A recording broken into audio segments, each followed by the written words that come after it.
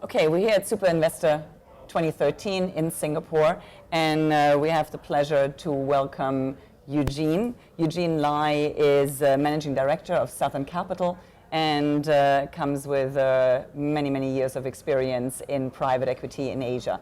Eugene, welcome. Thank you. I would like to start, given your experience prior to Southern Capital, you worked for Carlyle in the region as well.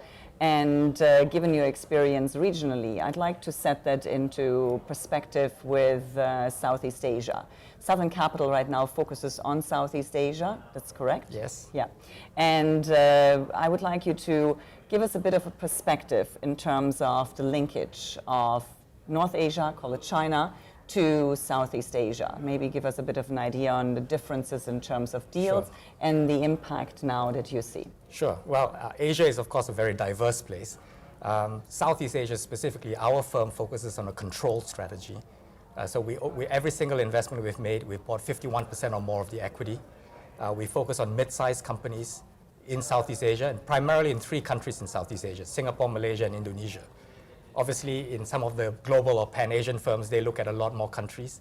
And the control strategy may not be appropriate, of course, for countries like China and India, where it forms a much smaller percentage of private equity investments. In Southeast Asia, on the other hand, if you look at data from 2005 to 2011, based on the McKinsey report, 64% of all private equity investments were control investments. So that's our strategy. We believe it's appropriate for the markets we're covering. And in fact, that 64% is much closer to the percentage you get in countries like Korea, Japan, and Australia, which are the more mature parts of Asia. Okay. Now, if you compare the deal making in, let's say, China versus deal making in Southeast Asia or with other countries in the region, is there anything that we're at the SuperInvestor conference here? Is there anything that LPs should be aware of? I think in all these markets, having the right team, having a team that has good relationships, and the ability to form and work with relationships with people in the market, local people, being able to work with partners, vendors, management teams, that's critical. I'm sure that's critical in China and India, but equally it's critical in Southeast Asia. Southeast Asia also has the misfortune, perhaps, of having 10 countries, and every country is different. And so whilst we talk about Southeast Asia, it's really about which markets within Southeast Asia are you focused on? Do you really know those markets intimately? Do you have the right teams? And that's, in Southern Capital, every single team member is local to the countries we cover. We have one of the larger teams in Southeast Asia. And I think if you don't have that, and you don't have the right relationships and the ability to work with people in these markets, then you're taking a lot more risk. Okay. And how about deal size? Obviously, having come from Carlyle now to Southern Capital, you just mentioned Southern Capital, your sweet spot is more on the mid-market side. What additional challenges come with that? Yes, so we're targeting companies with enterprise values of between 20 to 200 million US. Most of the firms operating in Southeast Asia are much bigger firms. So we don't typically compete with them. We actually describe our space as the low end of the mid-market. Okay. Because a lot of firms call themselves mid-market firms, and of course some of these firms are much bigger than we are. I think the reason we focus on the low end of the mid-market is because we feel we can add a lot more value to these companies post-investment. And with a control strategy, control gives us the ability to add that value more effectively after we make the investment. And so the whole idea is to buy right, invest in high-quality businesses, steady cash flows, resilient business models, good management teams, try and help them grow. Growth is a very important part of where we get our returns. It is not a financial engineering thesis. We do use debt, but growth is where we expect to make most of our returns.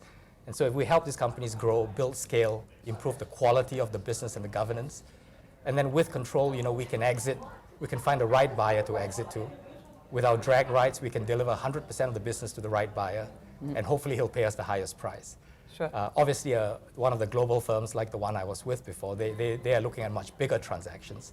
And I think it's very different when you're buying $1 billion company versus a $100 million company. In a $1 billion company, it's probably got a very strong management team. Your value add may be different. There's also value add, of course, but I think it would be in different areas. With a smaller business, they typically have certain weaknesses. They have strengths, but they also typically have certain weaknesses. One of which is we always try to beef up the management team. These are high-performing companies, so the CEO has done a very good job, but he has typically not built a uniformly strong, large management team, and we can normally fill the gaps. And he's probably focused a lot on sales and growth, a bit less on governance. That's another area where we spend a lot of time. So, I think with a smaller company, there are clear areas in which we can focus on and add value compared to larger targets. Okay. Now, being in Asia in general, and I guess particularly also in Southeast Asia, we deal quite often with family businesses. Right. So, and maybe a few words to engaging with family owners, which in Asia, being common. German, it's very common. Right. But in being German, I mean, in Europe we have family businesses as well, but they are by far in generation 8 or 9. Right. Whilst here in Asia we have obviously links to family businesses that are handing over from the first to the second, maybe from the second to the third generation. So it's a very different emotional attachment there. Yes. So maybe a few words to that situation. Sure. So, because we are a control investor, we are typically looking at family businesses which have succession problems. So we are not looking to buy a 20% stake to help fund the further growth in the business. So these are typically businesses where they already know they want to sell because there's no children interested in the business.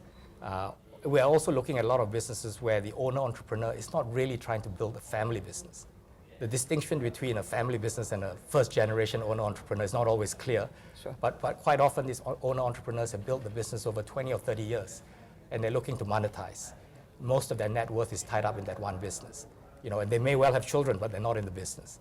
And in Southeast Asia, we're also looking at public to privates, backing, again, owner-entrepreneurs who may only own 20 or 30% of their listed companies. Sure. And we're looking at non-core spin-offs from conglomerates.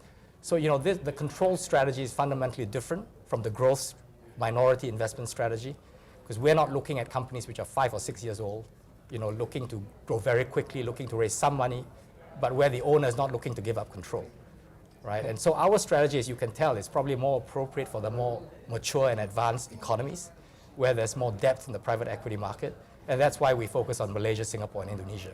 Right.